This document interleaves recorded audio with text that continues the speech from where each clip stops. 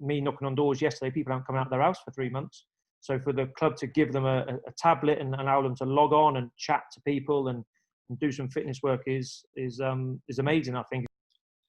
Hello, welcome to the Sack Races Managers at Home, episode 6. And I'm delighted to be joined by Shrewsbury Town manager Sam Ricketts. Sam, how are you and your family? Yeah, we're all good, thank you. We're all good. Enjoying being at home as a family for a change, which is very unusual as a manager, but that's the plus side of this lockdown. Downside is no football. Of course. And I want to start at the beginning of your managerial career. When did you know you wanted to become a manager, and how did you get the Wrexham job? Yeah, I probably didn't really decide to become a manager till I was in my late 20s, early 30s. It was something which, when I was younger, far from it, I would never have said I would have gone into this side of it. But I think football changed around that sort of time, and football became a very structured process, which suits my way of thinking. I like a process in everything I do, and I was brought up in an era where you could play one week, win 3-0, and the manager would come and say, brilliant, well played, etc., etc. Come in next week, exactly the same messages, same everything, go out and do exactly the same, 2-0 down at half-time, and you just get ripped apart at half-time, screaming in your face, you need to try harder, you need to do this.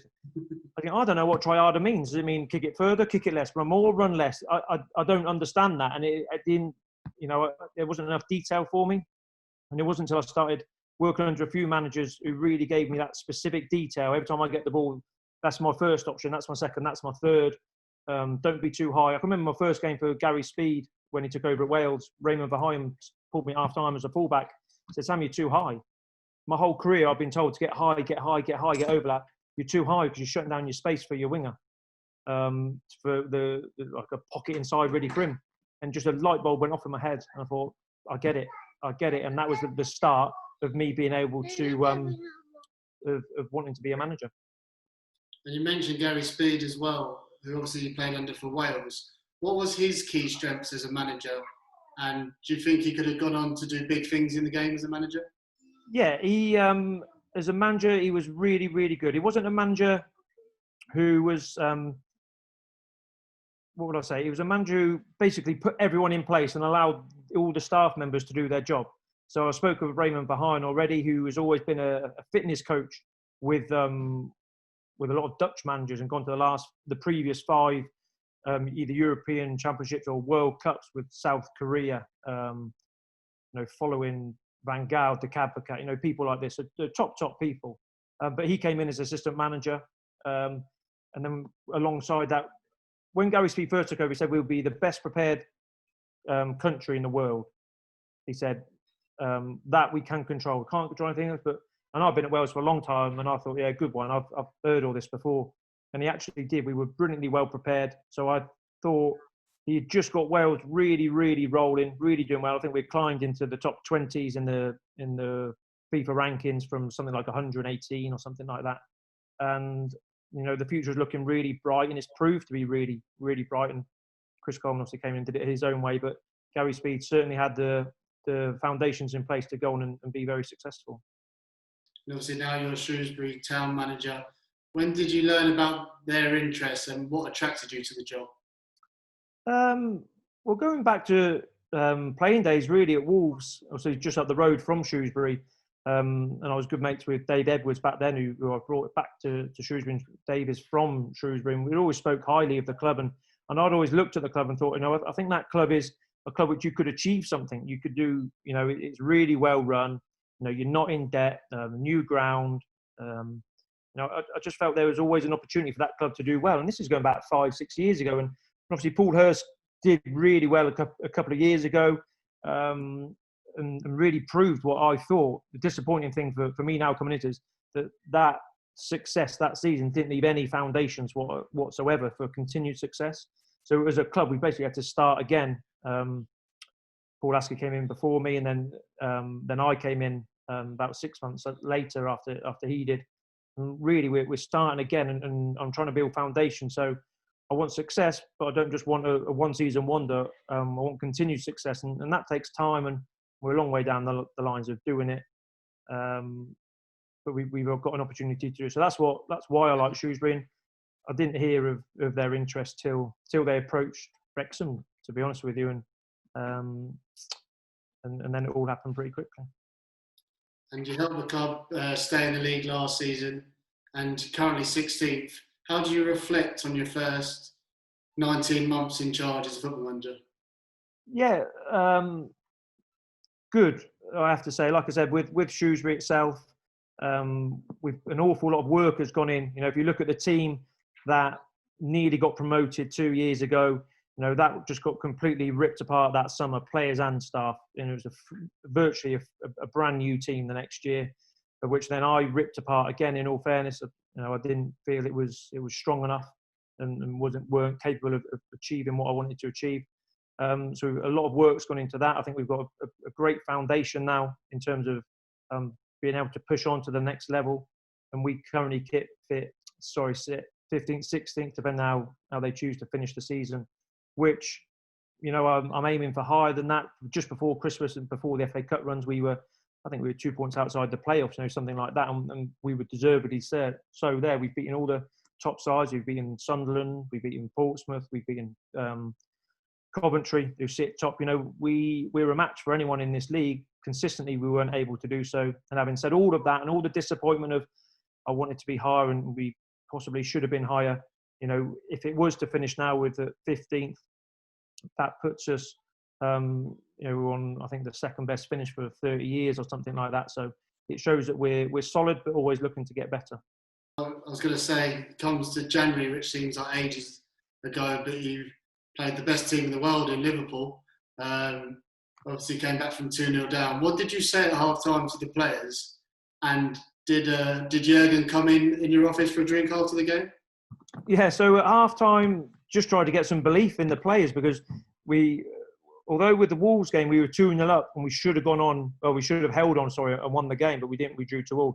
This was the opposite. We ended up being 2-0 down and drew 2-2. We came back this time, but we had more than enough chances. The 2 goals we did score. On top of that, I think we had 3 more one-on-ones on goal, which we should have done better with. So at half-time, it was all about trust the game plan, because it is there for you. We're 1-0 down, but I guarantee you'll get chances, and we're well in this game.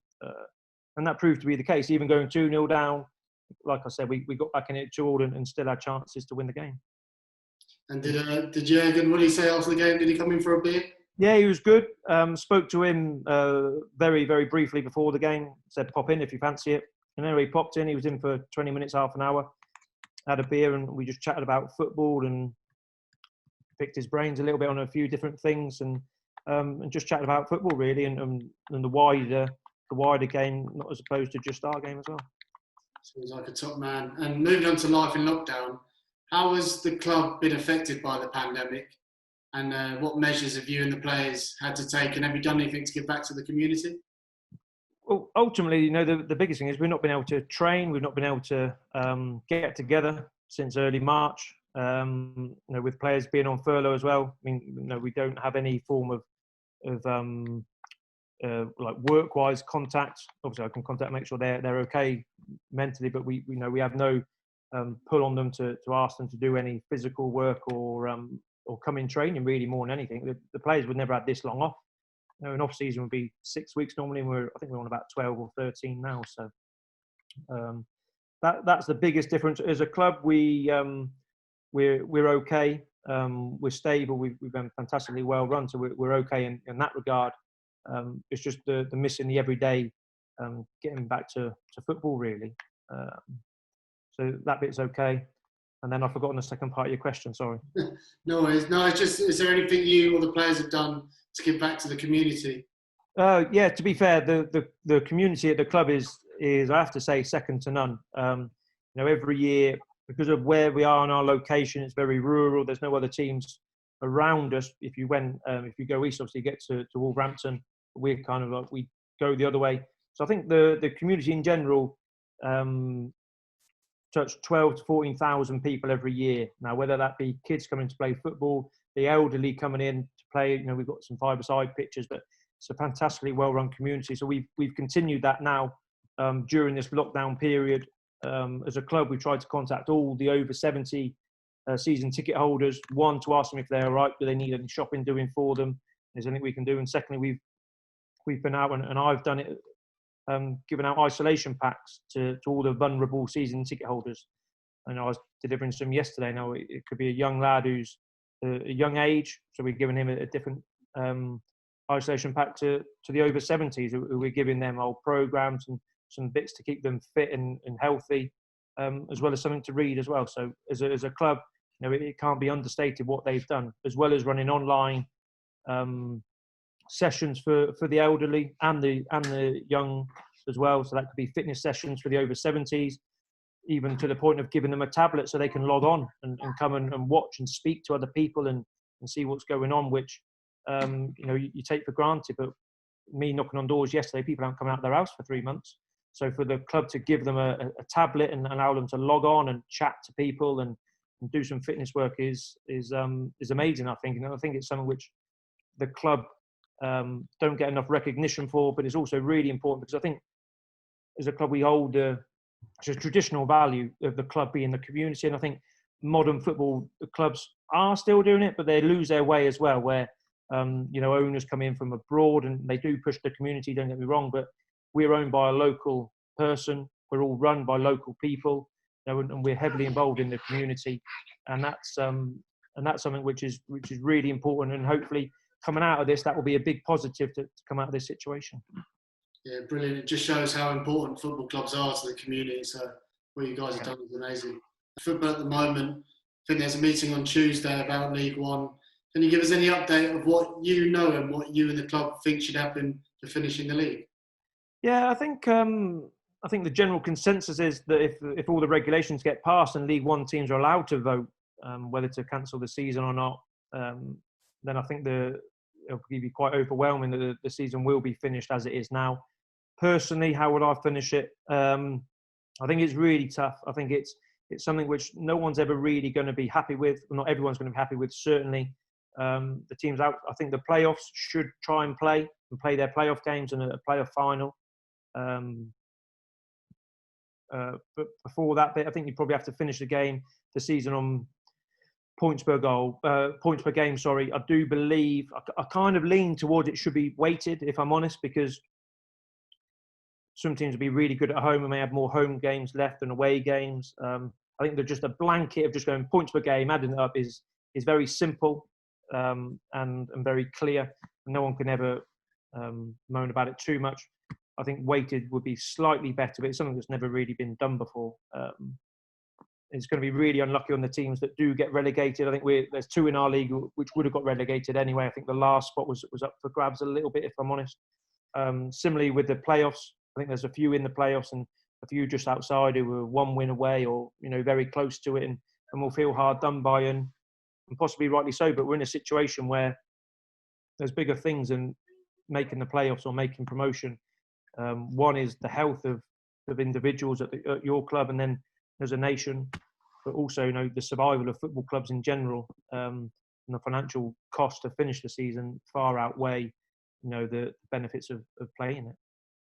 And I think the Tranmere owner and Peterborough backed a new proposal which would see Tranmere safe and an 18 playoff and 25 teams next year. What do you think of that? I think every club has their own way of coming out with an idea, which means they get benefited. There's another club who wanted to finish the season off, reckons we should rewind to the 22nd game and finish the season there because, funnily enough, after 22 games, they were a lot higher in the league than where they are now. If you want to be facetious, I'd say something like, I think we should divide our goals versus shots on target versus offsides times yellow cards, and I think it puts us second in the table. So I think I'll propose that option and see if anyone else votes for it. And last question we ask all of our managers: if you had to isolate with any 3 managers, past and present, who would they be and why? Yeah, good question. This one. Who would I be? One would be Jurgen Klopp. So I think as a character, he's very, very interesting. Not just obviously from a football point of view. Being a Liverpool fan, I'll probably go back to like Bill Shankly as well. Put him in there and pick his brain, someone like that. And then you're a toss-up then, aren't you? There's so many that you'd like to spend time with. It could be Fergie, could be Pep.